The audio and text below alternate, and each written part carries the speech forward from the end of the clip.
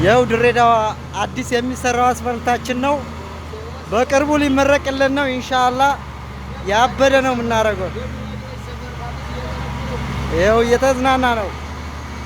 ሰሞኑን የተጀመረው በቅርብ ሊጠናቀቅ ነው ኢንሻአላህ። ማሻአላህ ማሻአላህ ብለናል። ያበደ ነው እንዴ! እናንተ ምን ትላላችሁ? ሼር ላይ ኮፒ ሊንክ እያደረጋችሁ ፎሎ እያደረጋችሁ የወለኔ የጅማ ወለኔ ሰፈር ልጆች ነው ይሄን መስራት የጀመሩ።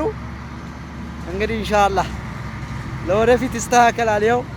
ይሄ የወለኔ ፎቅ ነው። የወለኔ የሀጂ ሙፍታ ፎቅ ይባላል።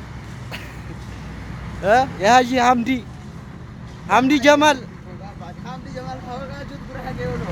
ሐምዲ ጀማል ወለኔው ግን ብሔሩን የቀየረ ጉራጌ ነኝ ብሎ የሚኖር ልጅ በቃ እንግዲህ ከዚህ በኋላ ምንም ማድረግ አንችልም። እንግዲህ ያው ፈጣሪ ወደ ቀልቡ ይመልሰው ማለት